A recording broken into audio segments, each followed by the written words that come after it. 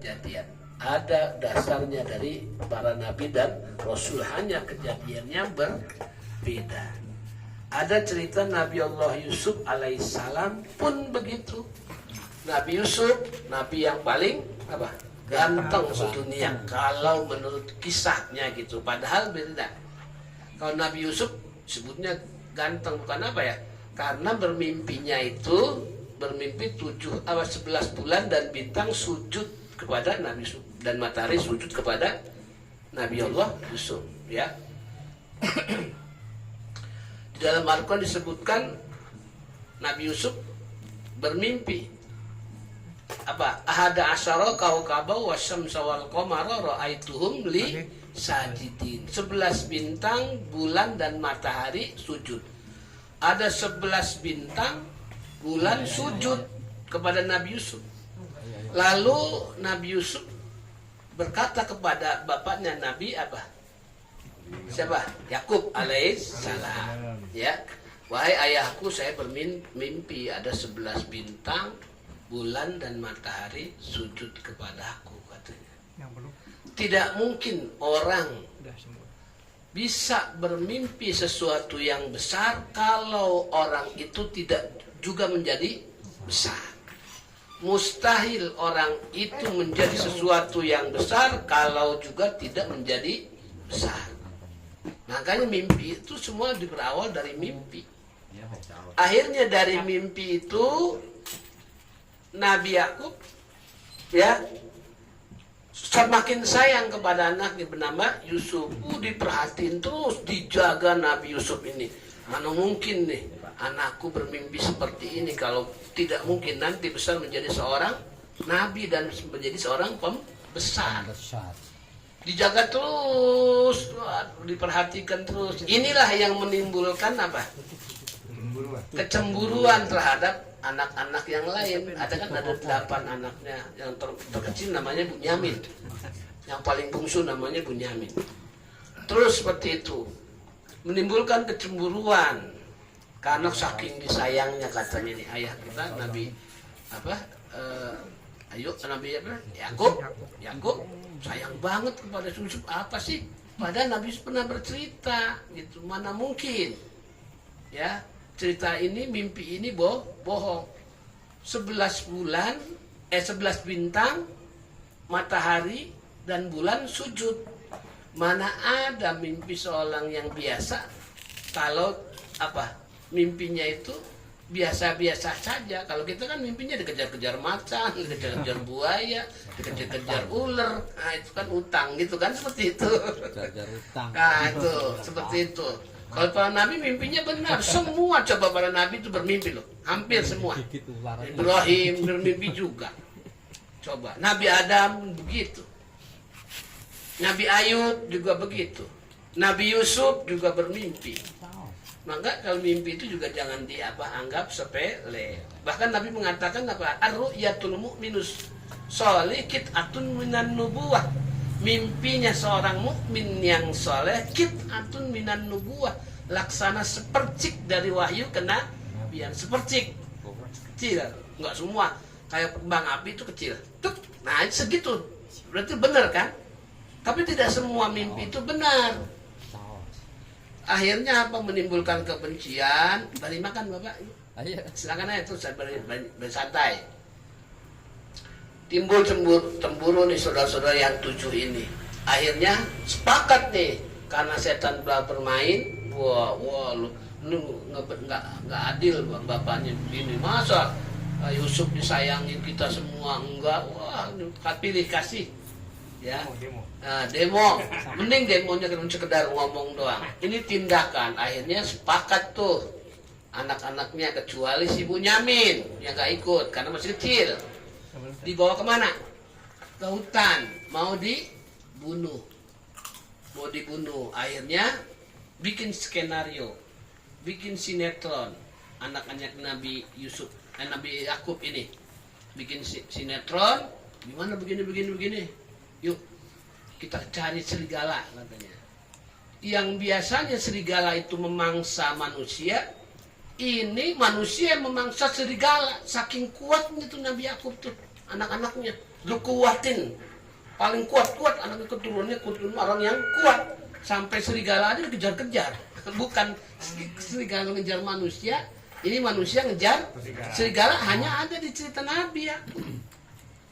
Ya, nih dikejar, akhirnya ditangkap tuh, tapi nggak dimatiin, cuma diapain?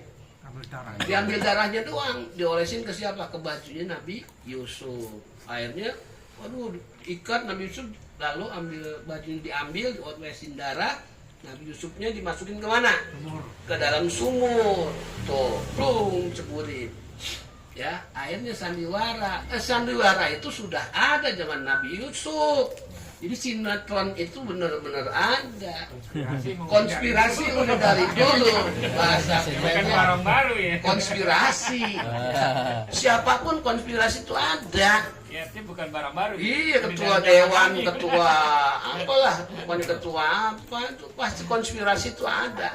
Jadi bukan barang baru konspirasi itu. Ini konspirasi global ya. Nah, konspirasi global. Tidak ada itu, tidak ada zaman Nabi Yusuf tuh. Itu karena masalah apa? Masalah keluarga. Ya, konspirasi global. Akhirnya apa? Nabi Yusuf diceburin ke dalam sumur.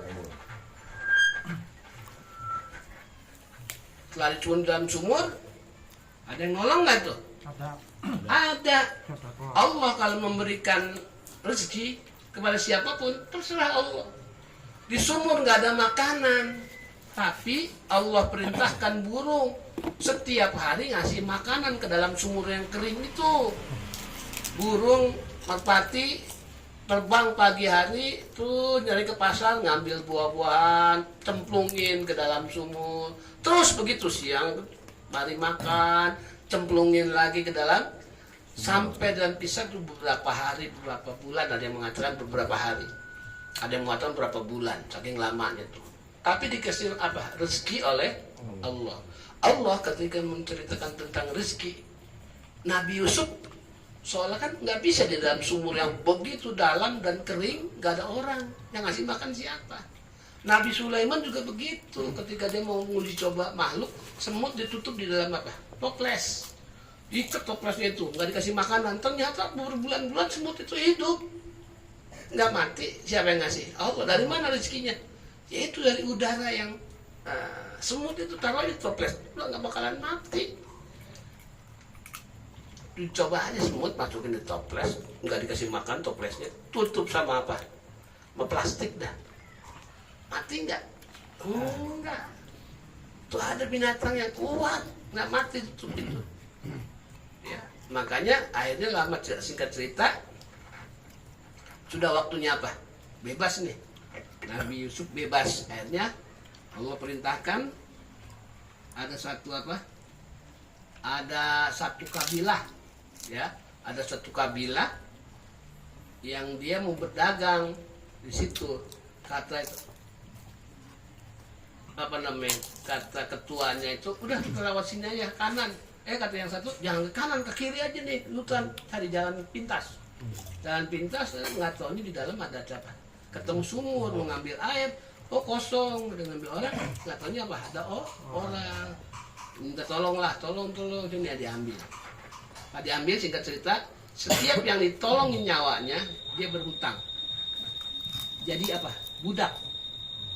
Setiap orang yang ditolong nyawanya, jadiin budak. Akhirnya karena dia nolongnya, jadiin budak dan nih. Dilihat ganteng, ganteng banget nih, dijual mahal, nih, namanya bisnismen, biasa begitu.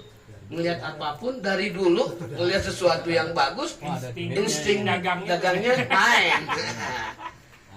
Bang Holis, tukang jualan, insting dagangnya main, ngelihat sesuatu yang baik, beli oleh-oleh. Ya, akhirnya apa? Tertarik, akhirnya dibawa ke pasar, dijual lah nih, dilelang, istilahnya lelang. Ayo siapa yang mau ini, sekian, berapa dinar? Tertarik semuanya, udah segini sekian dinar, kata yang itu. Ada yang berani 500 dinar, wah, dirham emas.